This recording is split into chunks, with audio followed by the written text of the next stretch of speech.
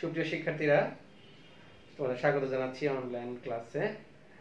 আমরা দ্বিতীয় পত্রের অধ্যায় 1 নিয়ে আলোচনা করছিলাম। আগে দুটি লেকচার দিয়েছি, এটি 3 নম্বর ক্লাস।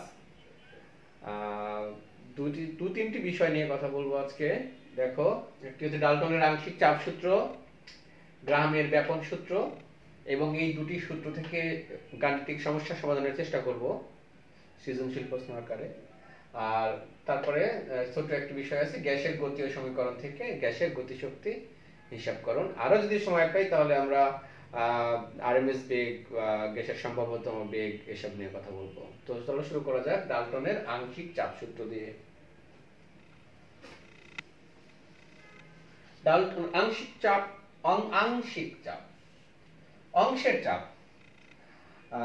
ধরো একটি সিলিন্ডারে একটি মাত্র গ্যাস আছে, অক্সিজেন। এই একটি গ্যাসের ক্ষেত্রে আমরা কিন্তু এই আংশিক চাপের কথা বলবো না, কারণ গ্যাসই আছে একটি। এখানে অক্সিজেনের আংশিক চাপ, অক্সিজেনের মোট চাপ একই কথা।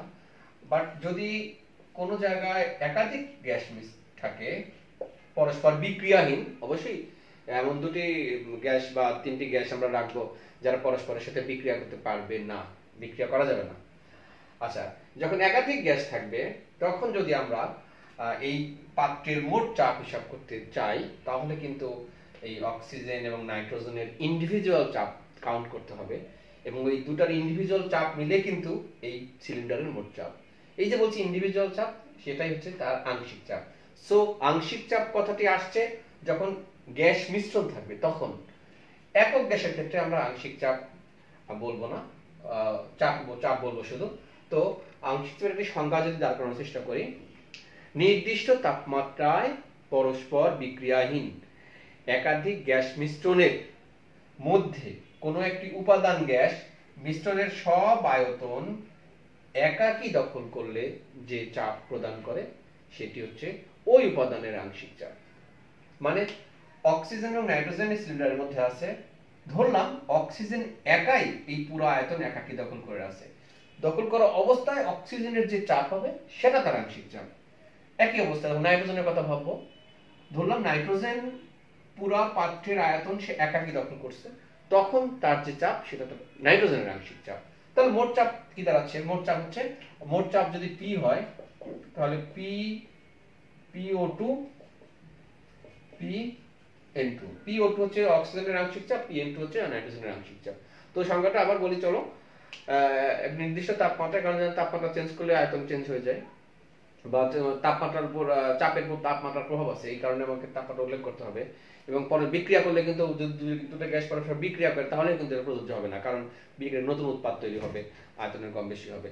তো আমরা আংশিক চাপের সংজ্ঞাটা আবার দিচ্ছি, নির্দিষ্ট তাপমাত্রায় পরস্পর বিক্রিয়াহীন কোনো গ্যাস মিশ্রণের কোনো একটি উপাদান গ্যাস যদি মিশ্রণের সব আয়তন একাকী দখল করে, তখন যে চাপ প্রদান করে সেটা তার হচ্ছে আংশিক চাপ, সেই উপাদানের আংশিক চাপ। তাহলে কোনো একটা উপাদানের আংশিক চাপ কিন্তু সবসময় ওই মিশ্রণের মোট চাপ অপেক্ষা কম হয়। মিশ্রণের মোট চাপ যা থাকবে তার চেয়ে কিছুটা কম হবে একটা উপাদান গ্যাসের আংশিক চাপ। তো এটা যদি আমরা গাণিতিকভাবে আমরা ব্যাখ্যা দিই, এটার খেয়াল করো।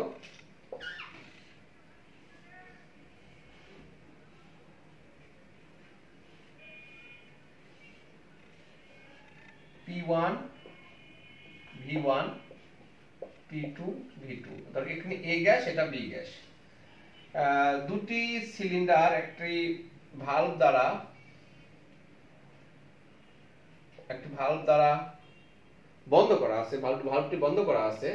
এই অবস্থায় A গ্যাস এর বর্তমান চাপ P1, তার আয়তন V1, B গ্যাসের চাপ P2, আয়তন V2।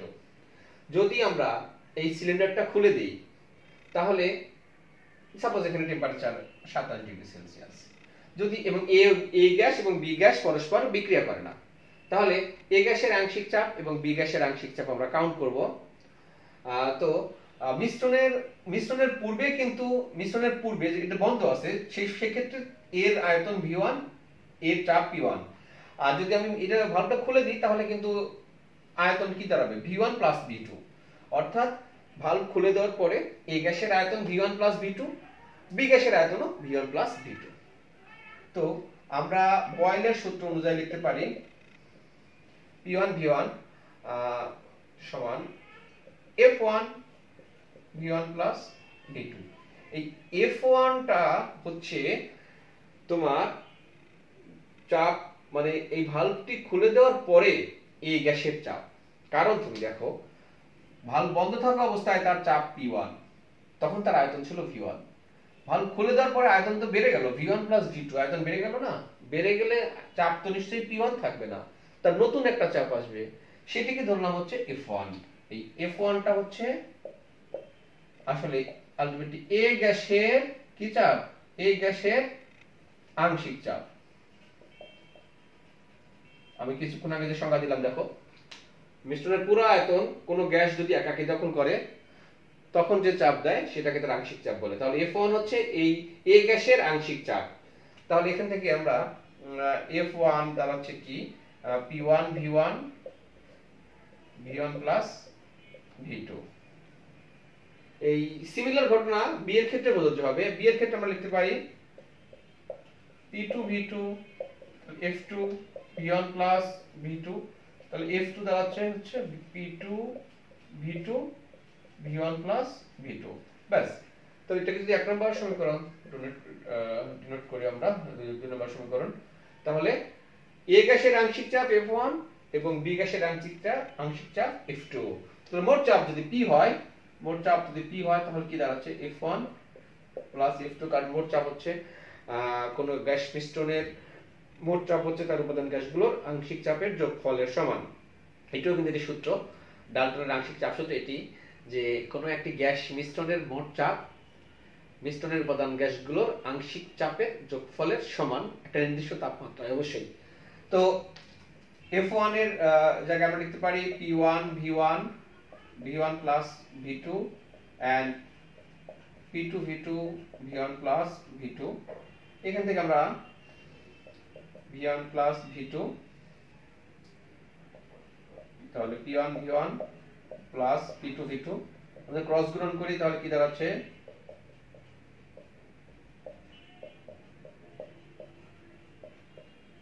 এই V1 plus V2 কে আমরা V বড় V লিখতে পারি, PV সমান P1 V1 plus P2 V2। ব্যাস, ভেরি গুড। এই একটি সূত্র দেখতে পাচ্ছি আমরা। তো এখান থেকে তুমি যদি শুধু চাপ বের করতে চাও তাহলে P সমান দাঁড়াচ্ছে P1 V1 plus P2 V2 divided by V। এই হচ্ছে আমাদের আংশিক চাপ সূত্রের, ডাল্টনের আংশিক চাপ সূত্রের ব্যাখ্যা, নট এটা গাণিতিক প্রমাণ না, এটা হচ্ছে ব্যাখ্যা। তুমি কিন্তু এগুলো ব্যবহার করে এই গ্যাস মিশ্রণের কোন গ্যাসটির আংশিক চাপের পরিমাণ বেশি সেটা বের করতে পারবা। যেটার এই আংশিক চাপের মান বেশি, মিশ্রণের মোট চাপে কিন্তু সেই গ্যাসটির অবদানও বেশি। আমরা অনেক সময় পরবর্তীতে গাণিতিক প্রবলেম যখন ফেস করব তখন অনেক সময় জানতে চাওয়া হতে পারে যে মিশ্রণের মোট চাপে কোন গ্যাসটির অবদান বেশি। সেক্ষেত্রে কিন্তু আমরা বের করব যে গ্যাসটার আংশিক চাপের পরিমাণ বেশি সেই গ্যাসটির পরিমাণ বেশি। তো আমরা চলো একটা গাণিতিক ব্যাখ্যা দিই, যদিও গাণিতিক ব্যাখ্যা নিতেই এক্সামের জন্য দরকার নেই। ডাল্টনের আংশিক চাপ সূত্রের গাণিতিক ব্যাখ্যা দিচ্ছি আমরা। ধরি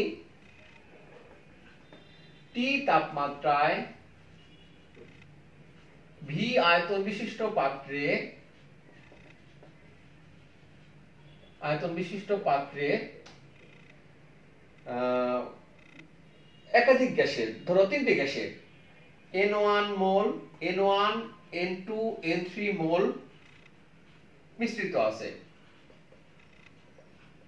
আছে।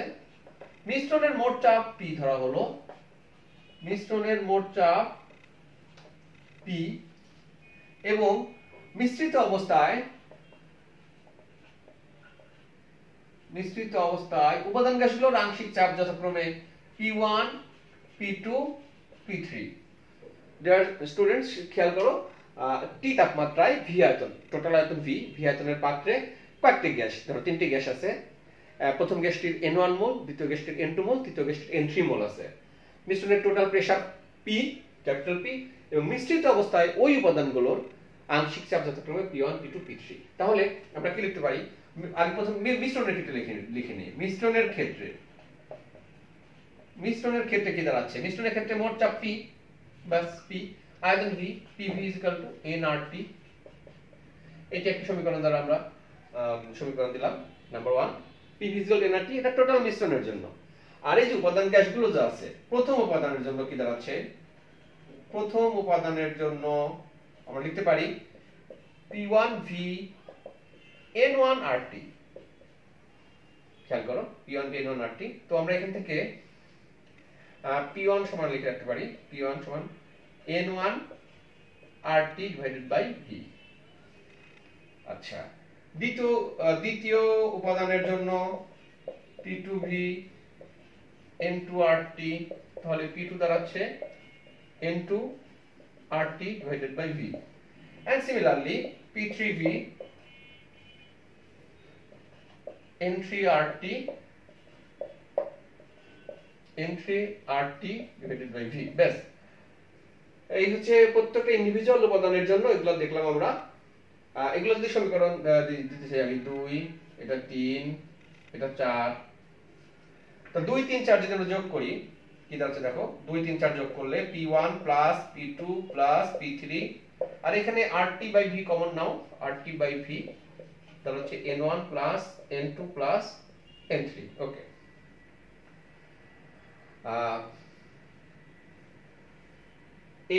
এটা 5 নম্বর সমীকরণ 5।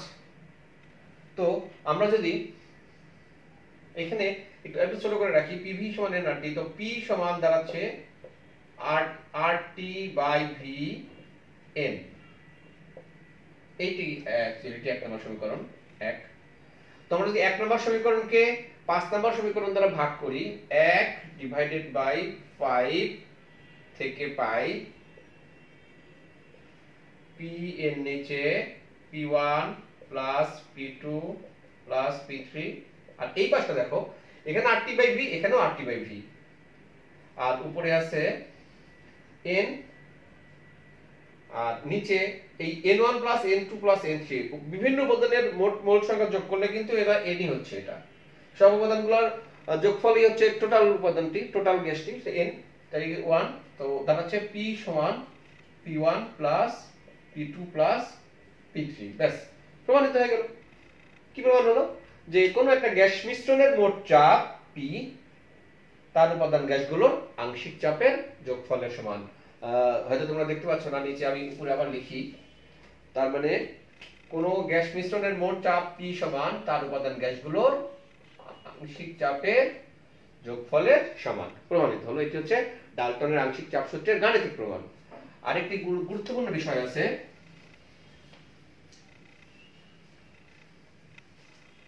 সেটা আমরা দেখবো এই মোল ভগ্নাংশের সাথে আংশিক চাপের সম্পর্ক। তোমরা প্রথম পত্রে অর্থাৎ ফার্স্ট ইয়ারে চ্যাপ্টার 4-এ তোমরা যখন সাম্যধ্রুবকের রাশিমালা নির্ণয় করেছো কেপি কেসির ক্ষেত্রে, তখন কিন্তু আংশিক চাপটি ব্যবহার করেছো। সেখানে সেই জিনিসটা আমরা দেখবো এখন। কোনো উপাদানের আংশিক চাপ সমান, ইনফ্যাক্ট উপাদান গ্যাসের আংশিক চাপ সমান ওই উপাদানের মোল ভগ্নাংশ, ওই উপাদানের মোল ভগ্নাংশ গুণন মিশ্রণের মোট চাপ। কোন উপাদানের আংশিক, সাপোজ আমরা এ গ্যাস নিয়ে কাজ করছি, ধরো এ গ্যাসের আংশিক চাপ PA সমান XA হচ্ছে এই উপাদানের মোল ভগ্নাংশ গুণন মিশ্রণের মোট চাপ হচ্ছে P। ব্যাস, তাহলে আংশিক চাপ ইকুয়াল টু ওই উপাদানের মোল ভগ্নাংশ গুণন মিশ্রণের মোট চাপ। এই সূত্র তোমরা ব্যবহার করেছো অধ্যায় 4-এ। আজকে আমরা দেখব এই সূত্রটা এসে কোথা থেকে আসছে, এবং একই সাথে মোল ভগ্নাংশের কনসেপ্ট কিছুটা আমরা দেখার চেষ্টা করব। মোল ভগ্নাংশ, মোল ফ্র্যাকশন। ওকে, মোল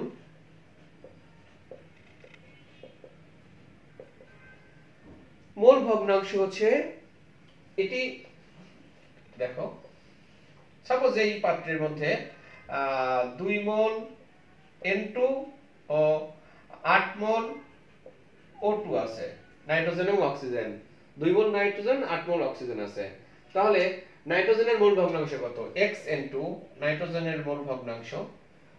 কোন উপাদানের মোল সংখ্যার সাথে মিশ্রণের মোট মোল সংখ্যার যে অনুপাত একটি ভগ্নাংশ আসছে, সেটাই তো ওই উপাদানের মোল ভগ্নাংশ। তো নাইট্রোজেনের মোল সংখ্যা 2, অক্সিজেনের আর উপাদানের মোট মোল সংখ্যা হচ্ছে 8 8 দিয়ে 10, 2 যোগ 8 10, তাহলে 2/10। এই হচ্ছে নাইট্রোজেনের মোল ভগ্নাংশ। অর্থাৎ মোল ভগ্নাংশ হচ্ছে যে উপাদানের মোল ভগ্নাংশ বের করব সেই উপাদানের মোল সংখ্যার সাথে মিশ্রণের মোট মোল সংখ্যার একটি ভগ্নাংশ, একটি অনুপাত।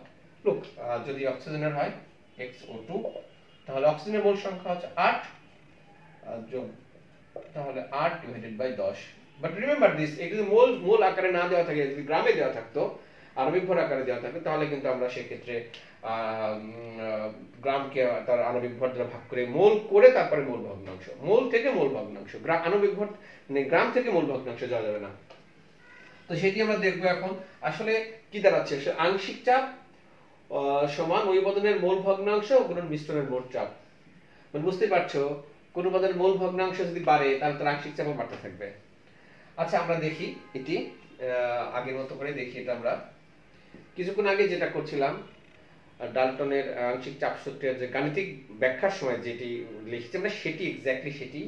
তখন আমরা বলেছিলাম ভি আয়তনের পাত্রে টি তাপমাত্রায় বিভিন্ন গ্যাসের N1 N2 N3 মোল যদি মিশ্রিত অবস্থায় থাকে, অবশ্যই বিক্রিয়াহীন পরস্পরের সাথে, এবং সেক্ষেত্রে মোট চাপ যদি P হয় এবং মিশ্রিত অবস্থায় যদি উপাদান গ্যাসগুলোর আংশিক চাপ P1 P2 P3 হয়, তাহলে আমরা লিখতে পারি সেম PV সমান nRT। এটা বলো তো, এটা হচ্ছে মিশ্রণের জন্য প্রযোজ্য, applicable for the mixture of the gas.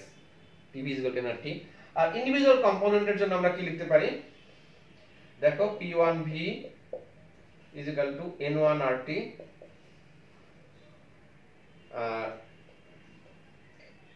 এটা হচ্ছে, এটা 1 নম্বর সমীকরণ। 2 নম্বর সমীকরণ,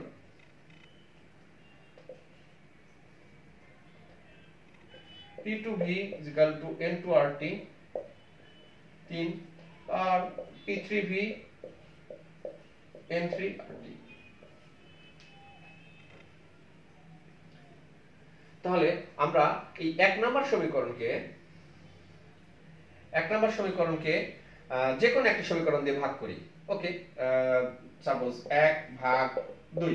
কি পাচ্ছি দেখো, 1 নম্বর সমীকরণকে 2 নম্বর সমীকরণে ভাগ করছি। তাহলে ভাগ করলে P divided by P1, VV cancelled out, এখানে RT RT cancel out, N by N1। Fine.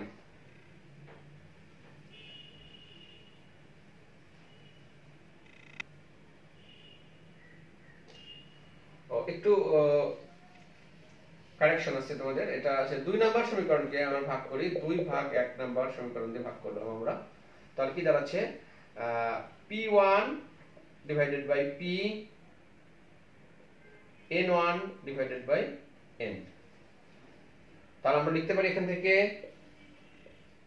P1 সমান N1 N গুণন P।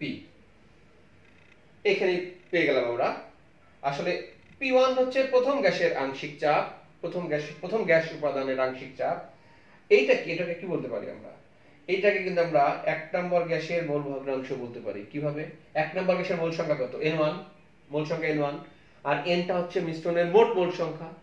তাহলে 1 নম্বর উপাদানের মোল সংখ্যাকে মিশ্রণের মোট মোল সংখ্যা দ্বারা ভাগ করলে সেই উপাদানের মোল ভগ্নাংশ পাচ্ছি।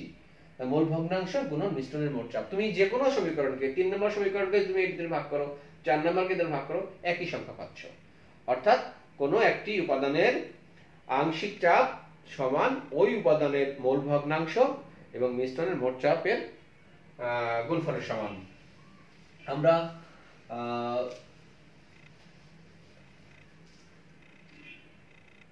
আমরা দেখি 2-1টি প্রবলেম পাওয়া যায় কিনা এটার উপর।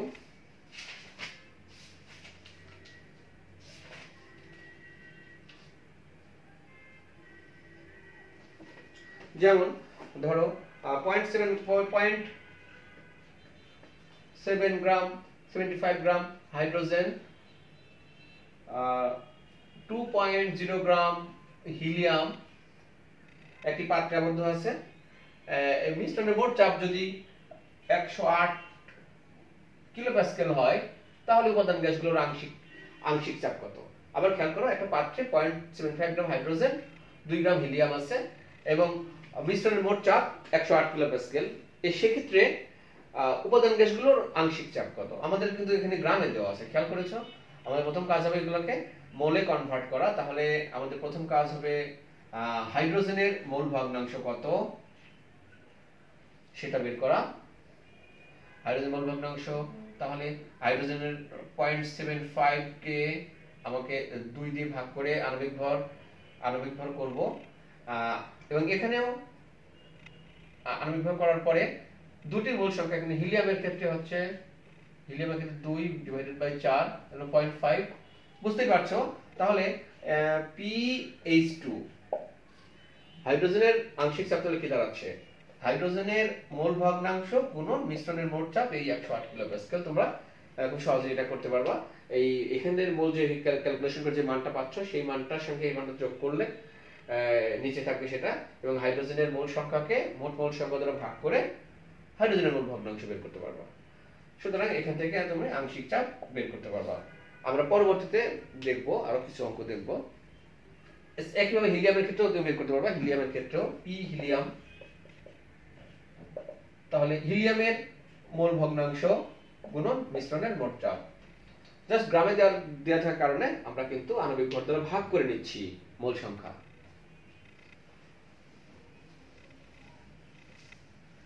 প্রিয় শিক্ষার্থীরা, আমরা একটু কাজ করব। মূলত ডাল্টনের আংশিক চাপ সূত্র থেকে তোমাদের গাণিতিক সমস্যা আসে, আমরা গাণিতিক সমস্যা যখন সলভ করব তখন ডাল্টনের আংশিক চাপ সূত্রকে আবার নিয়ে আসবো। এখন গ্রামের ব্যাপন সূত্রটা দেখাচ্ছি আমি। ব্যাপন, ইনফ্যাক্ট একটু আলোচনা করে নিই। ব্যাপন, অনুব্যাপন, তোমরা অনেক ছোটবেলা থেকেই এগুলা অনুব্যাপন বা নিঃসরণ আগে থেকে জানো। ব্যাপন হচ্ছে কঠিন তরল বা গ্যাসীয় পদার্থের স্বতঃস্ফূর্ত সমভাবে পরিব্যাপ্ত হওয়ার ঘটনা। এখানে কিন্তু চাপের প্রভাব নাই। তুমি রুমের কোনো এক কর্নারে একটা ফুলদানিতে গোলাপ ফুল রেখে দিলা এবং পুরো রুমে কিন্তু তোমার প্রেসার কিন্তু সেম, একই চাপ আছে। তারপরে দেখবে যে ওই তোমার রুমের কর্নার থেকে পুরো রুমকে ছড়িয়ে পড়তেছে গোলাপ ফুলের গন্ধ। তার মানে কি সুগন্ধ ছড়িয়ে পড়ছে, চাপের পার্থক্য না থাকা সত্ত্বেও। কারণ ওইখানে তার ঘনত্বটা বেশি হয়ে যাচ্ছে। ঘনত্ব বেশি হওয়ার ফলে তার যে নিম্ন ঘনত্ব অঞ্চলে তার সে এমনি স্বতঃস্ফূর্ত ভাবে, এই প্রক্রিয়াটি একটি স্বতঃস্ফূর্ত বা স্পন্টেনিয়াস প্রক্রিয়া ব্যাপন, তার জন্য চাপের পার্থক্য থাকার দরকার নেই। আর অনুব্যাপন যেটি, অনুব্যাপন হচ্ছে চাপের প্রভাবাধীন প্রক্রিয়া। অর্থাৎ কোনো একটি পাত্রের মধ্যে, সাপোজ সিলিন্ডারের মধ্যে অধিক চাপে সংকুচিত করে রাখা কোনো গ্যাস সরু ছিদ্র পথে যদি সজোরে নির্গমন ঘটে তখন সেটাকে বলবো অনুব্যাপন বা নিঃসরণ। অর্থাৎ এটি চাপের প্রভাবাধীন প্রক্রিয়া, চাপের পার্থক্য যদি না থাকে ভিতরে বাইরে তাহলে অনুব্যাপন ঘটবে না। তাহলে ব্যাপন অনুব্যাপন দুটি কিছুটা মিল আছে, অনুরূপ ছড়িয়ে পড়া। তো আমরা এখন গ্রাহামের ব্যাপন সূত্রটা দেখব। গ্রাহামের ব্যাপন সূত্র, গ্রাহামের ব্যাপন সূত্র হচ্ছে তাপমাত্রা এবং চাপকে আমরা ফিক্স করব। এখানে নির্দিষ্ট তাপমাত্রা ও চাপে কোন গ্যাসের ব্যাপন হার তার ঘনত্বের বর্গমূলের ব্যস্তানুপাতিক।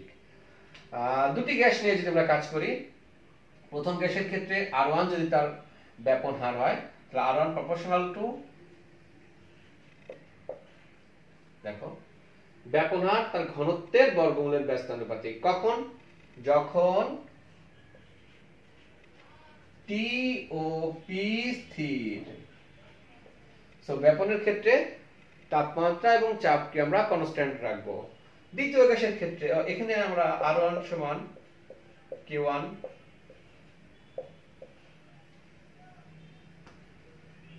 একইভাবে R2 সমান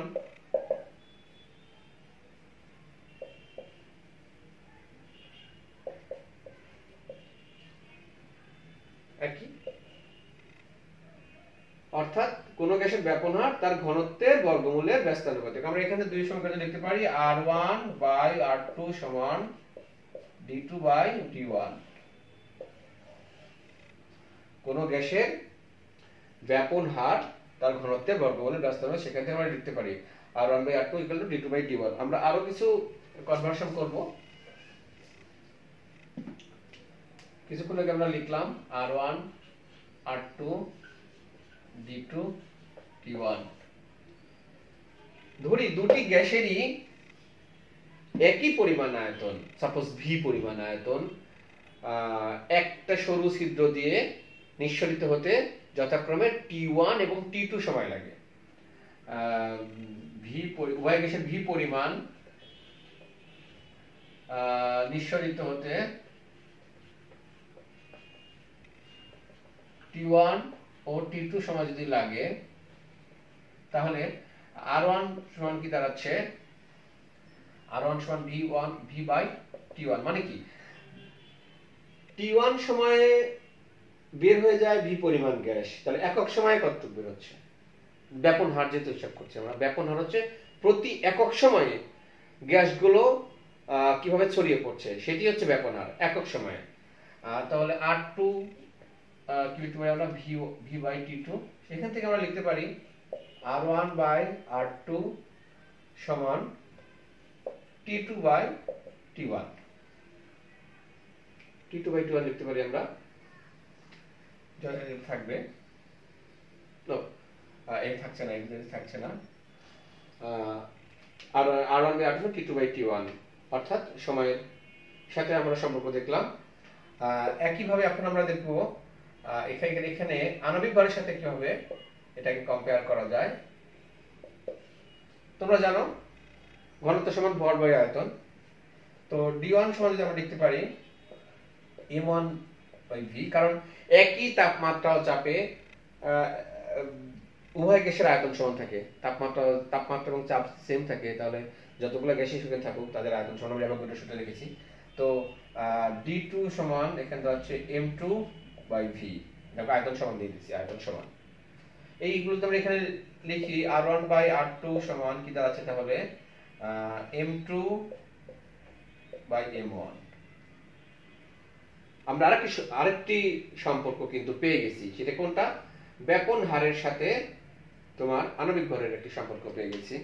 তো এইভাবে আমরা পুরো যদি আমরা সামারি করি যে ব্যাপনের সঙ্গে কি কি সম্পর্ক আছে, দেখো এটি তোমাদের দরকার হবে R1 R2, তারপরে আমরা লিখেছিলাম T1 বাই T1, দেন আমরা লিখেছি D2 বাই D1, এটা প্রথমেই পেয়েছিলাম, and finally M2 by M1। ব্যাস, আমরা গাণিতিক সমস্যা যখন সম্মুখীন হব, গাণিতিক সমস্যার সম্মুখীন হব, তখন দেখব দুটি উপাদানের মধ্যে কোনগুলো দেওয়া আছে। যদি ব্যাপন হারের সাথে টাইম দেওয়া থাকে সেক্ষেত্রে এই দুটো আমরা একসাথে নেব, যদি ব্যাপন হারের সাথে ঘনত্বের সম্পর্ক সেটা নেব, যদি আণবিক ভর দেওয়া থাকে সেক্ষেত্রে এটা নেব। আমরা যদি একটি প্রবলেম সলভ করি এখনই, তাহলে আমরা এটা আরো বিস্তারিত বুঝতে পারবো।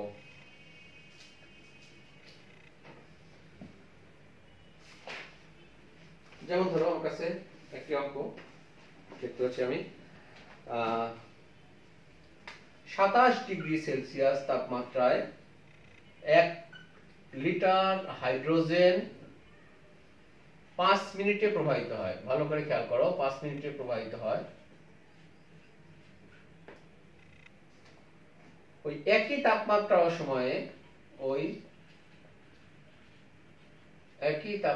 ও সময়ে কত আয়তনের অক্সিজেন গ্যাস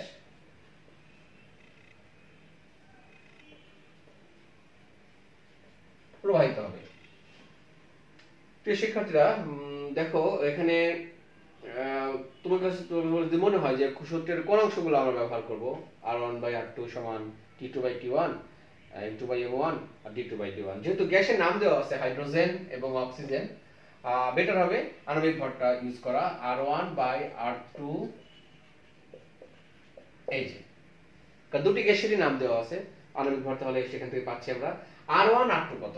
আচ্ছা, R1 ধরো হাইড্রোজেনের ব্যাপন হার, তাহলে হাইড্রোজেন 5 মিনিটে যাচ্ছে 1 লিটার, তাহলে 1 মিনিটে কত যাচ্ছে, প্রতি মিনিটে বা প্রতি একক সময়ে যে পরিমাণ ছড়িয়ে পড়ে সেটি তো ব্যাপন হার। তাহলে ব্যাপন হার R1 1 লিটারকে আমরা ভাগ করব হচ্ছে 5 দ্বারা, 1 লিটার 5 দ্বারা, তাহলে এটা 0.2। এবং R2 অক্সিজেনের ক্ষেত্রে ওই একই তাপমাত্রার সময় কত আয়তন, ধরি অক্সিজেনের ক্ষেত্রে V আয়তন নিশ্চিত হচ্ছে, V আয়তন একই সময় বলছে, একই সময়, তার 5 মিনিট। v বাই 5, তাহলে আমরা লিখতে পারি কি এখানে 0.2 ডিভাইডেড বাই v5, এখানে m2 হচ্ছে অক্সিজেনের 32 এবং হাইড্রোজেন হচ্ছে 2.2, আচ্ছা 2, এইটুকু ভাগ ফল সলভ করব 4 পাচ্ছি এবং সেখান থেকে আমরা v এর মান পাচ্ছি 0.25 লিটার। ব্যাস হয়ে গেল। তো দেখছো এটিতে কিন্তু এটি একটু এডিশনাল মানে আয়তনের প্রসঙ্গে তো জানতে চেয়েছিল, আয়তন কত হবে। সেক্ষেত্রে আমরা যেহেতু আমাদের হাতে আছে ব্যাপন হার সমান হচ্ছে কি পরিমাণ গ্যাস নির্দিষ্ট সময়ে যাচ্ছে, আমরা বের করব একক সময়ে কতটুকু ট্রান্সফার হচ্ছে। এই প্রতি একক সময়ে ট্রান্সফারটাই কিন্তু হচ্ছে ব্যাপন হার বা রেট অফ ডিফিউশন। ওকে, আমরা আরো অনেক ম্যাথ করব। এই যে দুটি দেখলাম আমরা, তোমার হচ্ছে ব্যাপন এবং ডাল্টনের আংশিক চাপ সূত্র, সেখান থেকে আমরা একটি ম্যাথ করি। আমরা সেখান থেকে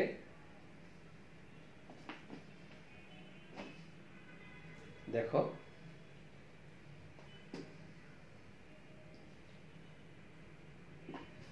যেটির মধ্যে দুই রকম সম্পর্ক থাকবে। আমরা 3টি পাত্র নিচ্ছি,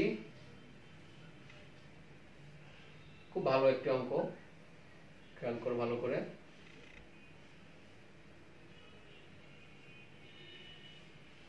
তিনটি পাত্র আছে। প্রথম পাত্রে 2 লিটার 1.36 গ্রাম 750 মিলিমিটার মার্কারি চাপ, আচ্ছা 25 ডিগ্রি সেলসিয়াস টেম্পারেচার। এখানে 1 DM cube 2.21 gram 1.50 Pascal, in fact kilopascal, and temperature same 25 degree Celsius. এখানে 0 ডিগ্রি সেলসিয়াস 1 atmosphere and ঘনত্ব 1.25 গ্রাম পার লিটার। ওকে, এখানে এ গ্যাস, এখানে বি গ্যাস, এটা সি গ্যাস। প্রশ্ন করা হলো আমাদের যে 30 ডিগ্রি সেলসিয়াস তাপমাত্রায়, দেখো এটা 25 ডিগ্রি দেওয়া আছে, 30 ডিগ্রি সেলসিয়াস তাপমাত্রায় তোমার মিশ্রণের এ ও বি গ্যাস মিশ্রণের মোট চাপ কত হবে? 30 ডিগ্রি সেলসিয়াস তাপমাত্রায় এ ও বি গ্যাস মিশ্রণের মোট চাপ কত হবে? তো আমরা কিছুক্ষণ আগে যখন আমরা ডাল্টনের আংশিক চাপ সূত্রের গাণিতিক ব্যাখ্যা দিচ্ছিলাম, তখন সেখানে আমরা দেখেছিলাম আমরা যে পিভি সমান এরকম লিখছিলাম আমরা P1 V1 P2 V2 এরকম লিখছিলাম। যদি আরো বেশি গ্যাস থাকতো, যেহেতু এ বি এর কথা বলা হচ্ছে, আমরা এই দুটো গ্যাস টার্গেট করেছি, এ বি গ্যাস। তো এখানে মোট চাপ চাওয়া হচ্ছে, মোট চাপ P সমান তাহলে P1 V1 P2 V2 V, আর মানগুলো বসিয়ে দিই। একটু খেয়াল করো এখানে চাপগুলো একই এককে থাকা বাঞ্ছনীয়। এখানে মিলিমিটার মার্কারি আছে, মিলিমিটার মার্কারি, এখানে দেওয়া আছে কিলো প্যাসকেল। আমরা এই দুই চাপকে যে কোনো এক এককে নিয়ে আসবো আমরা, বা অন্য একটা এককে নিয়ে কনভার্ট করতে পারি আমরা, সেটি তোমার অ্যাটমসফিয়ার হতে পারে।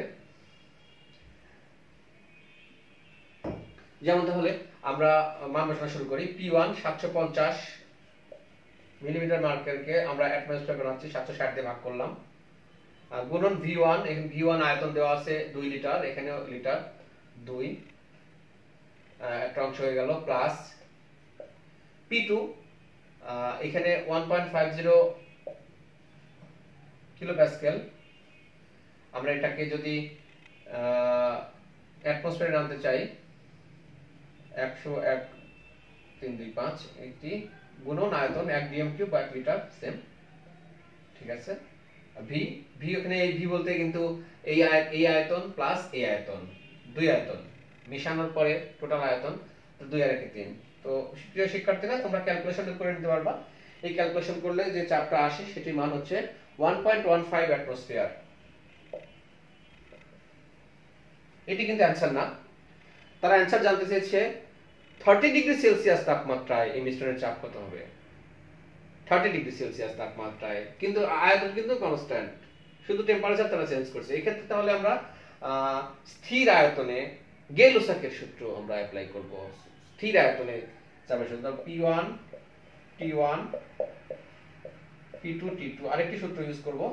আমাদের চূড়ান্ত চাপ কত হবে সেটা জানতে চাইছে। P2 সমান কত? P2 হচ্ছে P1 into T2 divided by T1। P1 প্রাথমিক চাপ, P1 প্রাথমিক চাপ, তাহলে P2 সমান প্রাথমিক চাপ আমাদের, বা এটা প্রাথমিক চাপ 1.15, T2 হচ্ছে 30 ডিগ্রি সেলসিয়াস। তো আমরা জানো capital T indicates Kelvin scale. 30 degree 273, তো 303 কেলভিন, আর নিচে T1 25 ডিগ্রি সেলসিয়াস 298 কেলভিন। এই ক্যালকুলেশন করলে আমরা পাচ্ছি হচ্ছে এখানে P2 এর মান পাওয়া যাচ্ছে 1.17 অ্যাটমসফিয়ার। অর্থাৎ তাপমাত্রা বাড়াইছি 25 থেকে 30, যার জন্য চাপও বেড়ে গেছে। তাপমাত্রা বৃদ্ধি করলে যে চাপের মান বৃদ্ধি পায় সেটি এখান থেকে দেখা গেল।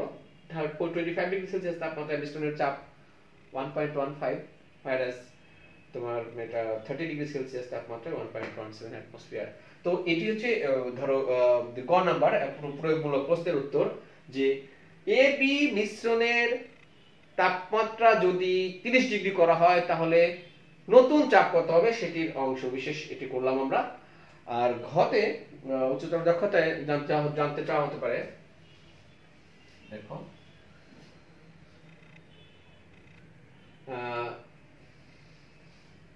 বি ও সি গ্যাস সমূহের মধ্যে কোনটি অধিক হারে ব্যাপিত হবে? বি এবং সি গ্যাস সমূহের মধ্যে কোনটি অধিক হারে ব্যাপিত হবে? Very interesting. তো আমরা কিছুক্ষণ আগে ব্যাপন পড়ার সময় দেখেছিলাম, ব্যাপনের পড়ার সময় দেখেছিলাম যে গ্যাসটির মানে ভর বেশি তার ব্যাপন হার কম, আর যে গ্যাসটির ভর কম তার ব্যাপন হার বেশি, মানে আণবিক ভরের সাথে কিন্তু ব্যস্তানুপাতিক, ঘনত্বের সঙ্গে মানে আণবিক ভরের সাথে ব্যস্তানুপাতিক। তো আমরা যদি এই দুটি গ্যাসের বি এবং সি এর যদি আণবিক ভর বের করতে পারি তাহলে কিন্তু আমরা বলতে পারবো কোন গ্যাসটির ব্যাপন হার বেশি। তো আণবিক ভর বের করার জন্য বি গ্যাসের আণবিক ভর আমরা দেখতে পাচ্ছি তথ্যগুলো আছে। P V is equal to W by M R T. আমরা এম এর মান বের করব, তো M W R T divided by P V. তো ডব্লিউ এখানে 2.21 গ্রাম, আর এর মান যেহেতু প্যাসকেল দেওয়া আছে এখানে, আর এর মান তুমি যে কোনো 0.02 লিটার কিছু দিলাম আমি এখানে। 298 কেলভিন, চাপের একক 1.50। আমরা কিছুক্ষণ আগে কিন্তু অ্যাটমসফিয়ারে নিয়ে এসেছিলাম। ভি হচ্ছে আয়তন, এখানে 1 dm কিউব। ব্যাস, এখান থেকে তুমি আণবিক ভরের মান পাচ্ছ। আণবিক ভর এখানে আসছে, আণবিক ভরের এটা যেটি আসছে এটি মান হচ্ছে 36.53। বি গ্যাসের আণবিক ভর। সিমিলারলি সি গ্যাসের আণবিক ভর আমরা বের করতে পারবো। সি গ্যাসের আণবিক ভর বের করার পরে যেটি আণবিক ভর কম, সি গ্যাসের আণবিক ভর এখানে দেওয়া, এখানে আছে হচ্ছে 28.02। সি গ্যাসের আণবিক ভর 28.02।